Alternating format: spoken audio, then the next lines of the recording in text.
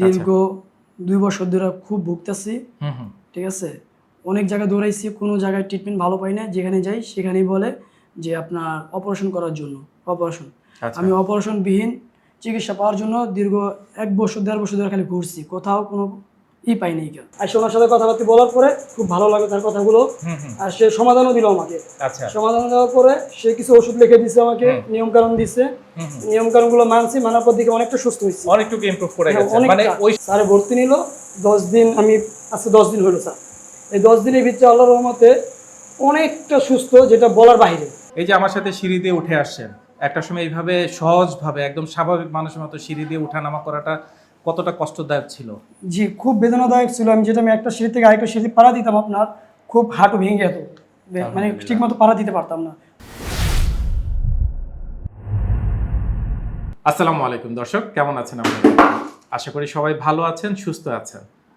আজকে আমাদের সাথে এখানে উপস্থিত আছেন আমাদের একজন ভাই, যিনি এভিএন রোগে আক্রান্ত। দীর্ঘদিন যাবত উনি এভিএন রোগে আক্রান্ত ছিলেন, পেশায় একজন ব্যবসায়ী। আমাদের কাছে এসেছেন অনেক আশা নিয়ে। আসুন দর্শক, পরিচয় হয়ে আমার আজকের পেশেন্টের সাথে। আসসালামু আলাইকুম। ওয়ালাইকুম আসসালাম। কেমন আছেন আজকে? জি আলহামদুলিল্লাহ ভালো। আপনার নাম এবং পরিচয়টা যদি একটু বলেন। আমার নাম হৃদয়, আমি সাভার নবীনগর থাকি। ঠিক আছে, কাপড়ের ব্যবসা করি আপনার। ঠিক আছে, দীর্ঘ 2 বছর ধরে খুব ভুগতেছি। ঠিক আছে, অনেক জায়গায় দৌড়াইছি, কোনো জায়গায় ট্রিটমেন্ট ভালো পাই না। যেখানে যাই সেখানেই বলে যে আপনার অপারেশন করার জন্য অপারেশন। আমি অপারেশনবিহীন চিকিৎসা পাওয়ার জন্য দীর্ঘ 1 বছর 1.5 বছর ধরে খালি ঘুরছি, কোথাও কোনো পাইনি। বিভিন্ন ডাক্তারের কাছে ঘুরেছেন? জি ঘুরেছি, কোথাও কোনো সমাধান পাইনি। ম্যাক্সিমামই কি বলেছে যে অপারেশনের কথা? হ্যাঁ, ম্যাক্সিমামই অপারেশনের কথা বলছে সবাই। তো আপনার পরিবারের উপার্জনক্ষম ব্যক্তিকে আপনি? হ্যাঁ জি আমি।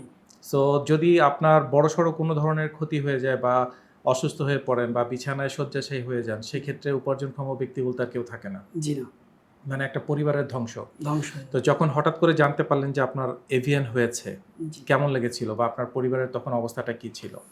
সবচেয়ে বড় খারাপ লাগছে যে আমার মা বাবার, ঠিক আছে। তারপর আমারও খারাপ লাগছে যে আমার যদি কিছু একটা হয়ে যায় তারা কিভাবে চলবে, কিভাবে ফিরবে, ঠিক আছে। বা আমার একটা মেয়ে আছে সুন্দর, ঠিক আছে, তাদের জন্য কি করব আমার যদি এখন এই অবস্থা হয়, ঠিক আছে। এরকম অনেক ডিপ্রেশনে ভুগছি। তাদের ভবিষ্যতের কথা চিন্তা করে প্রায় আপনি অসুস্থের মতো হয়ে পড়েছিলেন। তো যখন আপনি একবারে প্রায় আশাহত, তো যখন স্যারের কাছে আসেন, জি, স্যারের সন্ধানটা কিভাবে পেয়েছিলেন? স্যারের সন্ধানটা পেয়েছিলাম আপনার হলো যে ইউটিউবের মাধ্যমে। আমি আচ্ছা, ইউটিউবের ভিতরে দিতে স্যারে অনেক সুন্দর করে কথা বলতেছে। আর যারা বলতেছে, যাদের অপারেশন করার কথা বলতেছে, ঠিক আছে, তাদের জন্য বলতেছে যে আমার সাথে একবার যোগাযোগ করেন আপনারা। আচ্ছা, হয়তো একবার পরামর্শ নেন, চিকিৎসা করেন বা না করেন, একবার পরামর্শ নেন। আচ্ছা, ঠিক আছে, পরামর্শ নেন। এই আশ্বাসে আমি এখানে আসলাম। আসার পর স্যারের সাথে কথা বলে খুব ভালো লাগলো। মানে বিষয়টা অনেক এরকম যে আমরা অন্ধকারে কোনো কিছু পাচ্ছি না, বাট সেই সময় যখন একটা আলো দেখতে পাই, ঠিক আলোর মতো করে ডক্টর শফিউল্লাহ প্রধান আপনার জীবনে এসেছে। জীবনে আসছে আমার, ঠিক আছে। তার ওনার বক্তব্য পাই আমি খুব ভালো লাগলো আমার কাছে। তারপরে আসলাম আমার কাছে। আর ওনার সাথে কথাবার্তা বলার পরে খুব ভালো লাগলো তার কথাগুলো। আর সে সমাধানও দিল আমাকে। আচ্ছা, সমাধান দেওয়ার পরে সে কিছু ওষুধ লিখে দিচ্ছে আমাকে, নিয়ম কানুন দিচ্ছে। নিয়ম কানুন গুলো মানছি, মানার পর দিকে অনেকটা সুস্থ হয়েছে, অনেকটুকু ইমপ্রুভ করে গেছে। মানে ওই সময়টা মানে কনফিডেন্স লেভেলটা আরো অনেক ভালো লাগছে আমার কাছে, ঠিক আছে। তারপরে স্যারে বললো যে আসতে, ঠিক আছে, ওইগুলো খাওয়ার পর ওষুধ পানি খাওয়ার পর আসলাম। স্যারে ভর্তি নিল 10 দিন, আমি আজকে 10 দিন হলো স্যার। এই 10 দিনের ভিতরে আল্লাহর রহমতে অনেকটা সুস্থ, যেটা বলার বাইরে। আমাদের এখানে আসার আগে এই যে আপনি ট্রেডমিলে হাঁটছেন, এক্সারসাইজ করছেন, বিভিন্ন ধরনের মেশিনারিজের মাধ্যমে আপনার ট্রিটমেন্টগুলো হচ্ছে, এইভাবে হাঁটাটা কি চিন্তা করতে পারতেন? জি না স্যার, আমি ভাবতে পারিনি এটা।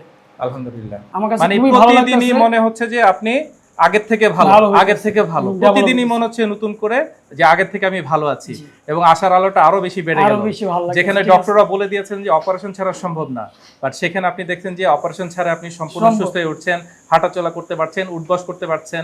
এই যে আমার সামনে আপনি কিন্তু এতক্ষণ ট্রেডমিলে কাজ করেছেন, সাইকেল চালাচ্ছেন, এই কাজগুলো কি আগে আপনি চিন্তা করতে পারতেন এমন করে? আমার তো মনে হয় আশাই ছিল না ওরকম, কিন্তু আপনাদের এখানে আইসা একটু একটু করে আশা ফিরলো, ঠিক আছে। আশা ফেরার পর আমি এতটাই সুস্থ হইলাম যেটা বলার বাইরে। আর আমি যদি দোয়া করি আপনাদের জন্য, তাও আমার দোয়াটা কম হবে।